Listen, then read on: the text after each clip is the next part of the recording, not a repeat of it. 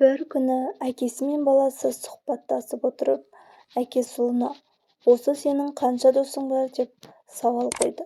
Сонда баласы «Охо, 100-деген досым бар» деп мақтанған екен. Әкесі де «Маған қара балам, адамның бірнеше жолдасы болуы мүмкін, ал бірақ 100-деген дос болмайды. Дос деген жолдастарға ұқсамайды. Адамның өмірінде тек бір немесе екі ғана досы болуы мүмкін» депті. Сөзге құлақ аспаған баласы «Әке, ол бос сөз. Шынымен де менің достарым көп. Олардың барлығы мені жақсы көреді және маған көмек керек болса, әрқашан жәрдем беретініне сенімдімін. Солай ма? Олай болса екеуміз сол достарыңды бір сынап көрейік» деп баласына ұсыныс айтады. Баласы да ұсынысты қабыл алады. Әкесі бірнеше тауықты бауыздап, оларды қапқа салып, баласының қолына ұстатып тұрып, былай дейді: «Енді достарыңа бар. Оларға қан ағып тұрған мына қабыңды көрсетіп, жәрдем сұра. Қапты ешкімге көрсетпей, бір жерге көму керектігін өтініп сұра» дейді. Баласы қапты арқалап достарының үйіне барып, әрқайсысының есігін қағып, сыртына қан ағып тұрған қапты көрсетіп, ешкімге көрсетпей көму керектігін өтінген екен.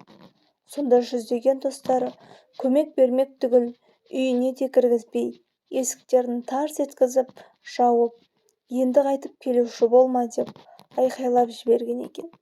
Себебі олар қанды қаптағы затты ұрлық бір малдың еті деп ойлайды.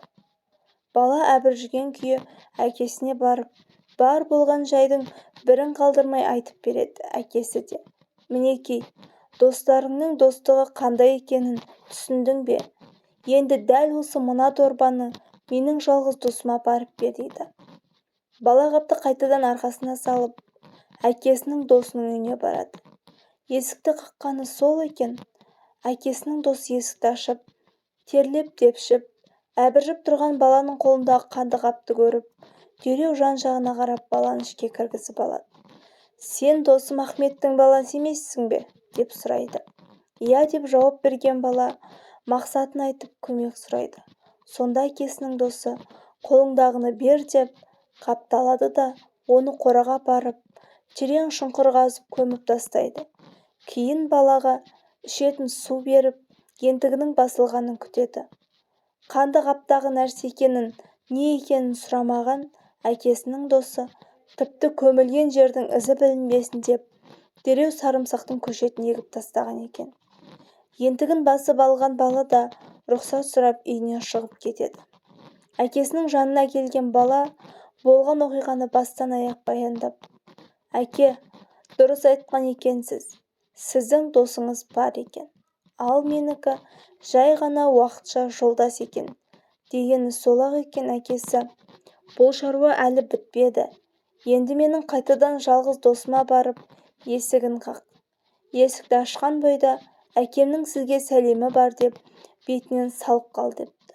Баласы «Жоқ әке, олай жасай алмаймын» дейді. Әкесі де «Оқасы жоқ, бар да айтқанымды жаса. Сонда шынайы достықтың не екенін түсінесің» депті. Бала шарасыз күйге түсіп, ұяла-ұяла әкесінің досының үйіне келіп, есікті қағады. Есік ашылған соң бала «Әкемнің сізге сәлемі бар» дейді. «Қандай сәлемдеме?» деп сұрағаны сол еді. Бала әке досының бетінен шапалақпен салып жіберген екен. Жасаған әрекетіне ұялған бала кері шегініп бара жатып кешірім сұрайды. Сонда әкенің досы «Балам, әкеңе де сәлем айта бар. Бір шапалақ үшін еккен сарымсағымды сатпаймын» деген екен. Келе жатып болған оқиғаны бастан кешірген бала әкесінің адамның бірнеше жолдасы болуы мүмкін, ал бірақ 100-деген досы болмайды. Дос деген жолдастарға ұқсамайды. Адамның өмірінде тек бір немесе екі ғана досы болуы мүмкін деген сөзінің мағынасын сонда ғана түсініп, әкесінің берген сабағынан өмірлік ғибрат алған екен. Алла елшісі сендердің біреулерің досын жақсы көретін болса, оған «Мен сені Алла разылығы үшін жақсы көремін» деп айтсын деген екен